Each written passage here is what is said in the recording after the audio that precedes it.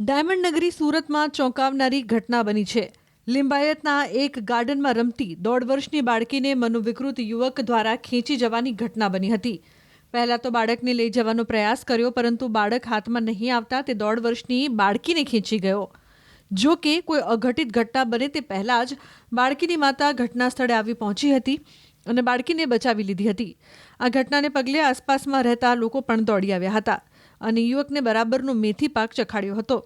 દ્રશ્યોમાં જોઈ શકાય છે કે યુવકને તરફથી લોકોએ ઘેરી લીધો હતો અને મેથી પાક ચખાડ્યો હતો. બીજી તરફ બનાવ અંગેની પોલીસને જાણ થતાં જ પોલીસ કાફલો પણ ઘટના સ્થળે પહોંચ્યો હતો અને યુવક વિરુદ્ધ છેડતી અને પોક્સોની કલમ નોંધીને કાયદેસરની કાર્યવાહી હાથ ધરી છે. મનોવિકૃત યુવકનું નામ પિંકેશ રાઠોડ હોવાનું પ્રાથમિક જાણકારીમાં સામે આવ્યું છે. બાળકી તે ગાર્ડન પાસે રમી રહી હતી. ત્યાંથી એને લઈ અને બાજુના શેડ છે એક પતરાનો શેડ, એ શેડમાં આ જે છે આરોપી એને લઈ ગયેલો અને ત્યાં એની સાથે છેડછાડ કરી રહ્યો હતો. એ સંદર્ભના આક્ષેપો છે. બાળકીની જે માતા છે એ ત્યાં આવીને એને જોઈ ગયેલી અને ત્યાં પછી એને અન્ય માણસોને બોલાવતા માણસો ત્યાં આવી ગયેલા અને બાળકીને ત્યાંથી છોડાવી છે. ત્યાં ભેગા થઈ ગયેલા અને ઝપાઝપી થયેલી અને જે આરોપી છે એને માર પણ મારવામાં આવેલો. જે સંદર્ભે પોલીસે આરોપી વિરુદ્ધ ફરિયાદ દાખલ કરી અને તપાસ હાથ ધરેલી છે. ડાયમંડ નગરી સુરતમાં ચોંકાવનારી ઘટના બની છે. લિંબાયતના એક ગાર્ડનમાં રમતી 1.5 વર્ષની બાળકીને મનોવિકૃત યુવક દ્વારા ખેંચી જવાની ઘટના બની હતી. પહેલા તો બાળકને લઈ જવાનો પ્રયાસ કર્યો, પરંતુ બાળક હાથમાં નહીં આવતા તે 1.5 વર્ષની બાળકીને ખેંચી ગયો.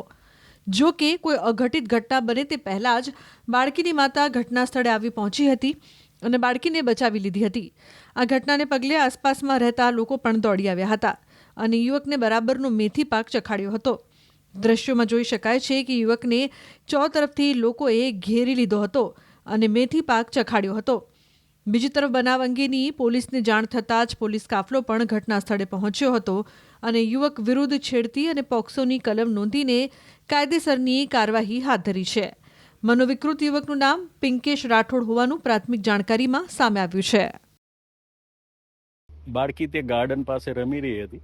ત્યાંથી એને લઈ અને બાજુના શેડ છે એક પતરાનો શેડ, એ શેડમાં આ જે છે આરોપી એને લઈ ગયેલો અને ત્યાં એની સાથે છેડછાડ કરી રહ્યો હતો.